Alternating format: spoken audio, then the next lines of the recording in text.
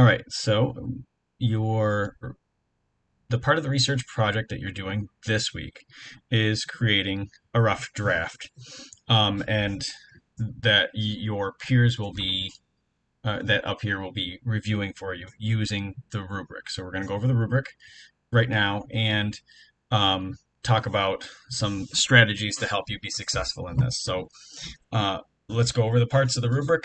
I'm going to have to do that in a couple different videos. And then I'll talk about some strategies for how you can go get into building your project. Okay. So the rubric is set up very much like you would be creating a paper, but it has areas where it requires you to add arts integrated and multimedia aspects to your presentation and project. Okay.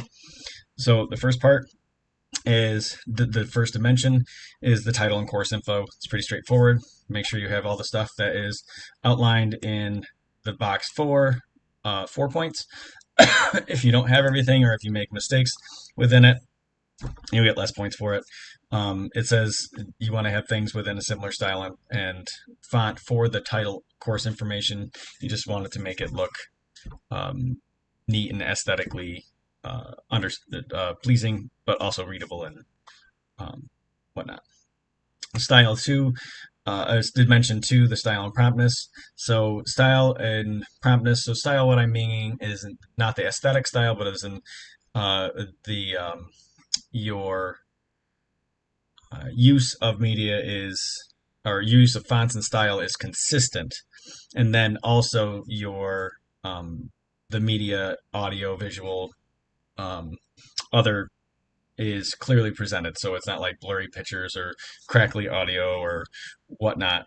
So it's easy to understand and follow the presentation of your project. And also, this is the area where it says that you need to turn it in on time. Then we get into the APA area. If you notice, there's 2 parts to the APA area. There's a part within the body, and while this is your final presentation will not be a paper. You will still need to include any in-text citations or in-project citations in the same format as you would an APA paper. So follow those in-text citations. They might show up as something within the video as a subtitle or underneath an image or area like that that kind of goes along with it. It could be within the notes, or you could say it within your audio, however that goes. But it needs to be done in a specific format. Okay.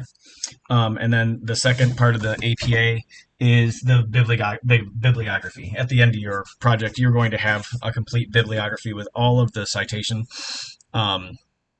research, citing all of the research that you included in your project.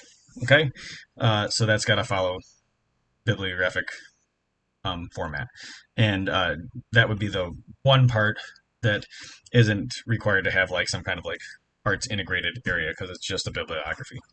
Okay, then we get into the next dimensions. The dimensions 5 through 9 are all about research. One's talking about your goals, and this is more like your intro and talking about what you're writing about, why you're writing about it, what it's important, and the purpose of the questions and whatnot. The second part is the information and research is information research is clearly and accurately and relevant to the purpose of the question. So you could have it cited all correctly, but if it doesn't actually answer your questions, this is where you're going to lose points on it there.